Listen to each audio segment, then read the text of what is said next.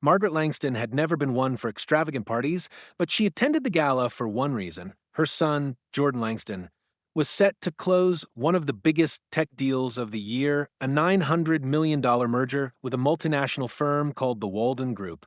The event was held at a private estate in the Hamptons, surrounded by polished marble, crystal chandeliers, and the kind of networking elite Margaret didn't usually mingle with. She wore a navy blue gown, simple and elegant, and carried herself with a grace that never sought attention but always commanded it. As she walked into the ballroom with Jordan on her arm, several guests turned their heads, not in admiration, in appraisal. Jordan was the only black CEO in the room, and his mother was the only elderly black woman in a sea of platinum blonde and expensive pearls.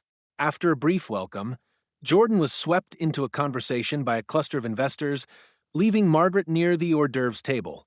That's when Eleanor Walden, the matriarch of the Walden family and co-owner of the corporation, approached, flanked by two younger women and holding a flute of champagne. "Oh," Eleanor said with a condescending smile, "you must be staff. Would you mind letting the caterers know we're out of the vegan rolls?" Margaret blinked. "I'm not staff," she replied calmly. "I'm Jordan Langston's mother." There was a beat of silence. One of the younger women stifled a laugh. Eleanor's eyes narrowed. "Oh, I see. Well, that's charming." Margaret gave her a measured smile. "I imagine it is."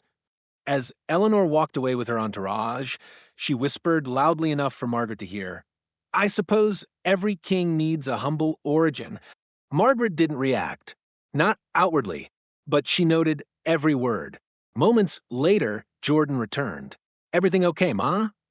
Margaret simply said, "I think it's time you made a call." Jordan looked into his mother's eyes. Her tone was quiet, but he knew it well.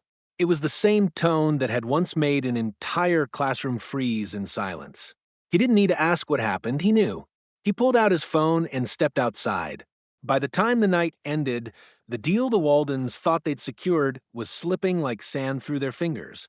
Outside the glittering ballroom, Jordan Langston's calm demeanor hardened into something sharper.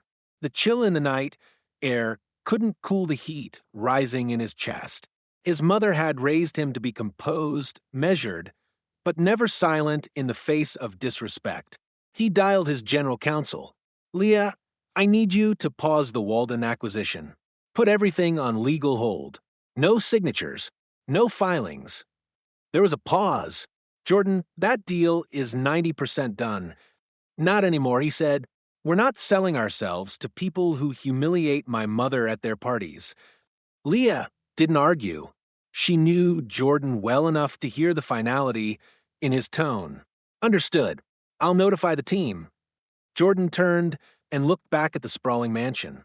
For weeks, the Waldens had courted his company with promises of synergy, expansion, and global reach. But none of that meant a thing now, because at their core, the Waldens hadn't seen him or his family as equals. They saw him as a transaction, and his mother as staff. He walked back into the party, mask on.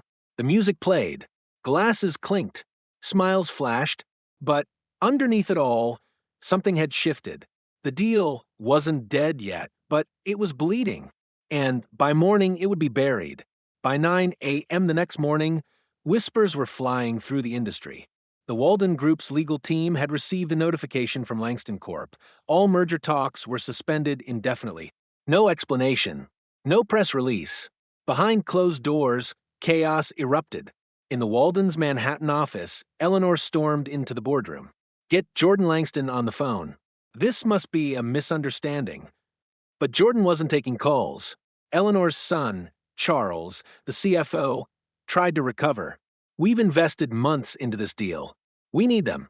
They're the key to our digital expansion." Meanwhile, at Langston Corp headquarters, Jordan sat in his office with Leah and his communications director. "We're going to control the narrative," he said. "This isn't petty. This is principled." By noon, a statement was released. "Langston Corp is proud of our values. We believe in partnerships built on respect, not just for leadership, but for the people and families behind it. As such, we are reevaluating future alliances." The internet lit up. Though the statement didn't name names, everyone connected the dots. Media outlets picked it up within hours. Headlines range from Black CEO walks away from $900 million deal over family disrespect to Langston sends a message. Respect or no business, investors were divided. But the public? Overwhelmingly on his side, especially black professionals and entrepreneurs who had their own stories of microaggressions, assumptions, and casual exclusion. Jordan's stance didn't just resonate, it roared. That evening, Jordan received an unexpected call from Eleanor Walden herself. "Mr. Langston," she said, her voice noticeably softer. "I hope we can talk." Jordan didn't rush to respond. "I'd like to offer a personal apology," Eleanor continued.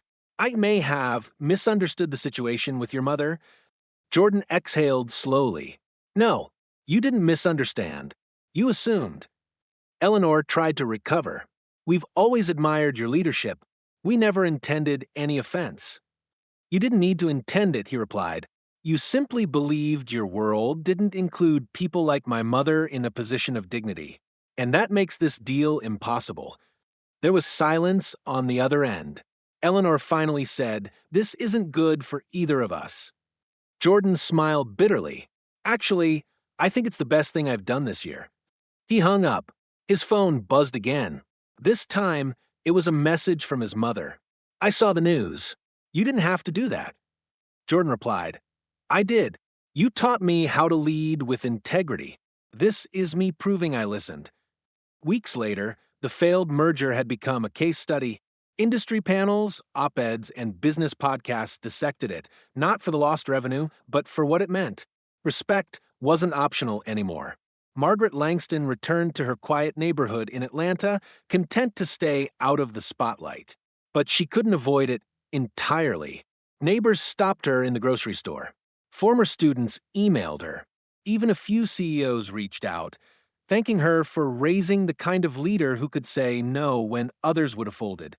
One afternoon, Jordan visited her, bringing dinner. "I know it wasn't easy being talked about like that," he said. Margaret smiled.